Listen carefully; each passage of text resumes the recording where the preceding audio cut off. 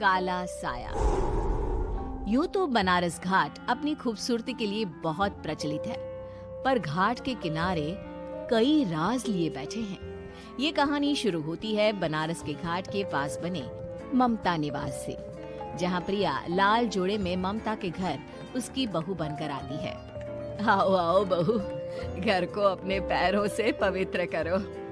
ममता घर की दहलीज पार कर ही रही होती है कि अचानक एक बहुत गंदी सी बास पूरे घर में फैल जाती है।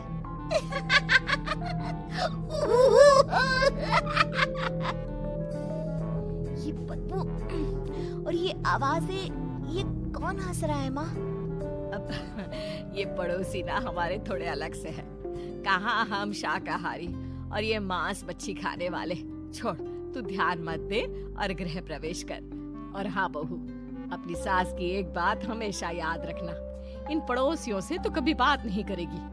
अच्छे लोग नहीं है ये। अपनी सास की ये बात मानेगी ना बेटा? हाँ माँ, जो आपकी मर्जी, मैं उनसे बात नहीं करूंगी। अगले दिन प्रिया अपनी पहली रसोई बनाने रसोई घर में जाती है। ये छोटी बात तो नाक में जा रही है। एक काम करती हूँ, खिड़की खोल देती हूँ। प्रिया खिड़की खोलने जाती है। इतने जाले, लगता है इस खिड़की को कभी खोला ही नहीं गया। पर ऐसा क्यों? ओह, नॉन वेज की स्मेल आती होगी ना। 2 मिनट के लिए खोल लेती हूँ, फिर बंद कर दूंगी। प्रिया खिड़की खोलती है।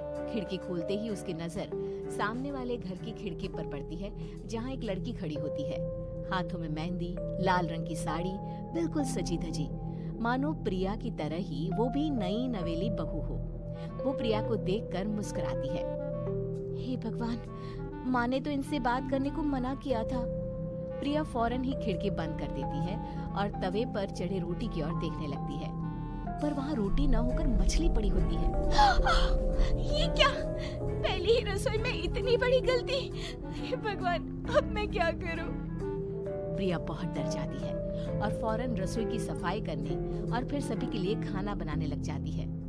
जब वो सबको खाना परोसती है, सब तो ठीक है, मैं बेकार में चिंता कर रही थी। हे भगवान, ऐसे ही बस अपनी कृपा बनाए रखना। रात के वक्त जब सब सो रहे होते हैं, तब प्रिया को पायल की आवाज सुनाई देती है, जिससे उसकी आंख खुल जाती है। ये पायल की आवाज कहाँ से आ रही है? प्रिया उठकर उस आवाज के पीछे छत की सीढ़ियों तक जाती है।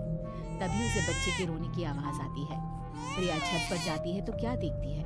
वही लाल साड़ी वाली लड़की अपनी गोद में एक नवजात बच्चे को घुमा घुमा कर सुला रही है। तभी प्रिया की नजर उसके पेट पर पड़ती है। ओह गॉड, ये तो प्रेग्नेंट भी है। सुनिए, बच्चा सो नहीं रहा है क्या? मैं कुछ मदद करूं?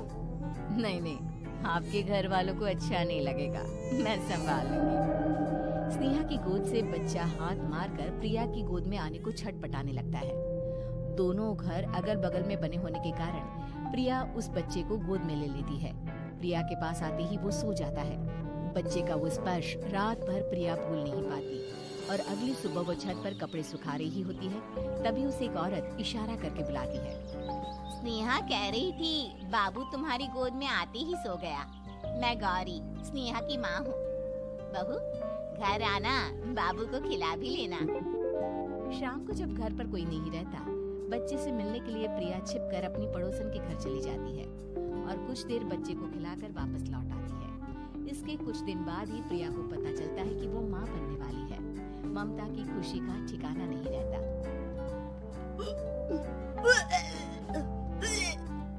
माँ जी, पता नहीं क्यों उल्टी आ रही है। प्रिया भागती हुई वॉशरूम में जाती है तो हरे और लाल रंग की उल्टी करती है। उस उल्टी में से कीड़े निकलते हैं। ये क्या? खून और ये कीड़े! माँ, माँ! प्रिया की आवाज सुनकर ममता दौड़ कर आती है, पर बेसिन में कुछ नहीं होता। प्रिया हक्की बक्की रह जाती है। ये सब क्या हो रहा है? प्रिया घबरा जाती है और अपने कमरे में जाकर सो जाती है। डर के कारण वो इतनी थक जाती है कि उसकी आंख लग जाती है। तब उसे ऐसा लगता है उसके पेट पर मानो कोई बैठा हुआ हो। कौन हो? प्रिया के पेट पर एक 5 महीने की बच्ची बैठी हुई थी, जो बुरी तरह जली हुई थी। माँ, तुम ही मुझे लाई ना अपने पेट में। मैं तुम्हारी माँ नहीं हूँ। कौन हो तुम? माँ, देखो मैं जल गई बुरी तरह से। 6 महीने पेट में रहने को भी मुझे नहीं मिला। सहला दो ना माँ। बचाओ, बचाओ, माँ। ममता दौड़कर कमरे में आती है। प्रिया की बातें सुनकर वो सब समझ जाती है। तू कहीं बगल वाले घर में तो नहीं जाकर आई ना बहू? मुझे माफ कर दो, मैं गई थी माँ।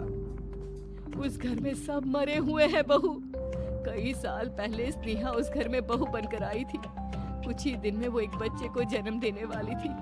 पूरा घर बच्चे के आने की खुशी में खोया था कि एक दिन अचानक उस घर में आग लग गई। सब बुरी तरह जलकर मर गए। गौरी आज भी दादी बनने का इंतजार कर रही है और इसीलिए स्नेहा ने अपना अजन्मा बच्चा तुम्हारी कोख में डाल दिया। ममता ये कह रही होती है कि पीछे से उसके पैरों को एक बच्चा पकड़ लेता है। दादी, दादी। माँ, स्नेहा की गोद में यही बच्चा था। ये बच्चा कौन है फिर? तेरी मौत है। तेरी भी दादी। जिस जिसका ममता को डर था वही हो गया। ममता निवास के ऊपर मौत ने चादर बिछा दी थी। प्रिया का पेट ऐसे बढ़ जाता है मानो 9 महीने का हो। 2 हाथ उसके पेट से बाहर निकलते हैं। बहू, संतोष को फोन कर, किसी पंडित जी को बुला बहू। प्रिया का पति भागता हुआ घर आता है। ये तो होना ही था माँ। तेरा बाप तेरे सामने आ गया तो तू सह नहीं पा रही है। स्नेहा घर में आग लगी नहीं थी, माँ ने लगाई थी प्रॉपर्टी की लालच में। और वो बच्चा मेरी पहली पत्नी का बच्चा है, मेरा बेटा, जो कि उस आग की चपेट का शिकार हो गया था। मैंने तुमसे ये सब माँ के कहने पर छुपाया था। मुझे माफ कर दो प्रिया। तुम अगर चाहो तो यहाँ से जा सकती हो। मैं तुम्हें किसी भी बंधन में रखना नहीं चाहता। मेरी शादी हुई है आपसे, मैं आपको छोड़ नहीं सकती, पर उससे पहले हमें स्नेहा, उसकी माँ और बच्चे की आत्मा की शांति करवानी होगी। संतोष और ममता गौरी के घर जाते हैं। अंदर सब कुछ जला हुआ होता है। जमीन पर जली हुई लाशें बिखरी हुई थी। ममता रो रो कर अपनी करने की माफी गौरी से मांगती है। प्रिया स्नेहा के घर वालों का अंतिम संस्कार करवा देती है और ममता निवास फिर से आत्माओं के साए से मुक्त हो जाता है।